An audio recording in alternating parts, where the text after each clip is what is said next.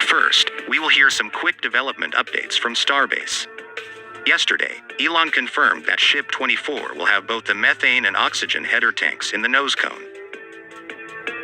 Today, Ship 24's common dome sleeve was spotted outside the Tent 1 at the Starbase production site by Mary.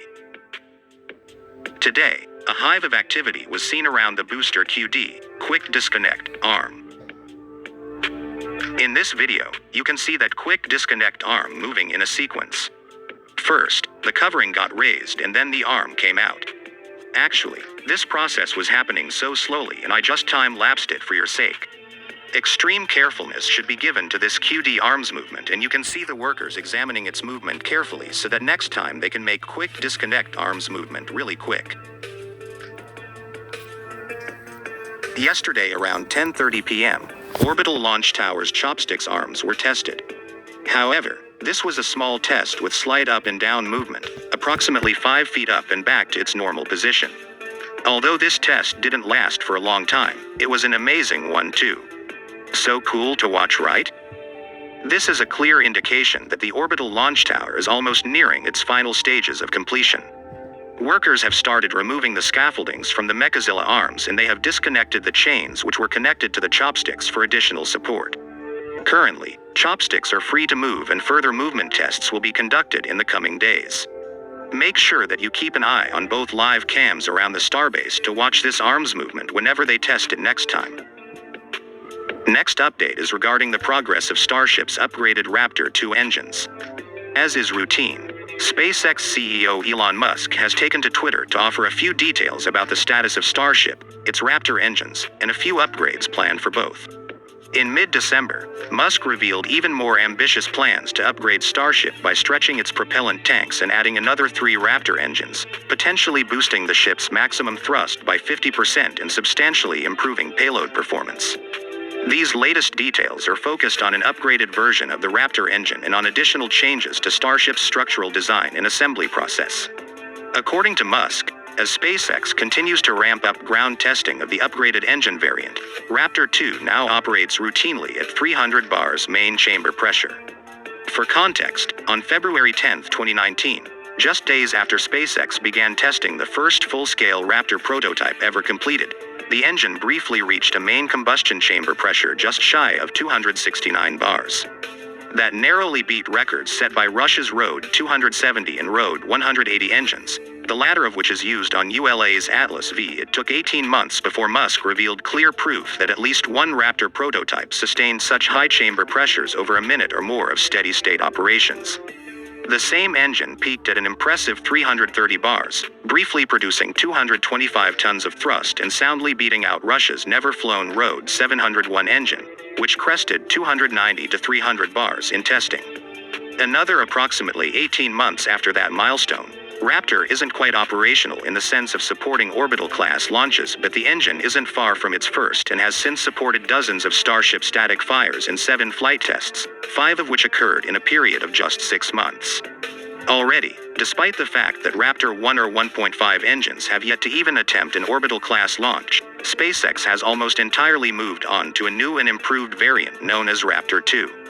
According to Musk, all Raptor ground testing at the company's McGregor, Texas development campus is now focused on the new hardware, which reportedly features much cleaner plumbing and wiring. The biggest change to Raptor 2, though, is an almost 25% increase in maximum nominal thrust over Raptor 1 or 1.5 from around 185 to 230 tons. That's partially enabled by widening the throat of Raptor's nozzle, which sacrifices a small amount of efficiency for more power density. However, Raptor 2 also contains design improvements throughout to enable sustained, reliable operation at chamber pressures up to 300 bars to 10% higher than Raptor 1.5. On October 24th, Musk subtly live-tweeted one of the first Raptor 2 static fires, revealing that the engine reached a chamber pressure of 321 bar and briefly produced around 245 tons of thrust before destroying itself. Now, a little over 2 months later, Musk says that Raptor 2 prototypes are routinely operating at 300 bars without major issues, meaning that they can ignite and safely shut down after burning for several minutes at those pressures. In theory, given that 300 bars is Raptor 2's targeted chamber pressure at max thrust, that means that the engine is now, routinely, operating at the level SpaceX wants and needs to take Starship to the next level. It's likely that 1 or several months of work remain before SpaceX can begin qualifying the first Raptor 2 engines, or, more importantly, hypothetical Raptor 2 vacuum or boost variants, for the first Starship or Super Heavy prototypes designed for the new engine. Nonetheless, the rapid progress SpaceX has made in the first few months of Raptor 2 testing is extremely encouraging. The James Webb Space Telescope has now passed another critical milestone. The sunshield is deployed and it looks like a kite or diamond in space. The team will now begin the sunshield tensioning activities, which include separating and stretching the 5 layers to create enough space between them to help radiate the heat.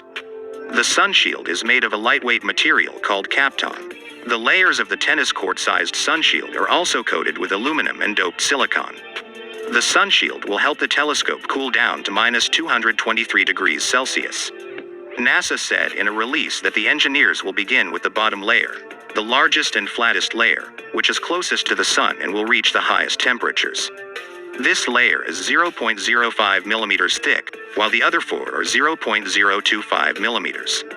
The silicon coating is about 50 nanometers thick, while the aluminum coating is approximately 100 nanometers thick.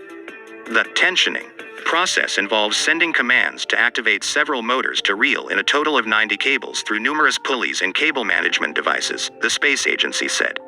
Though the process is expected to last at least 2 days, NASA said that it may take longer, due to the complexity of the process.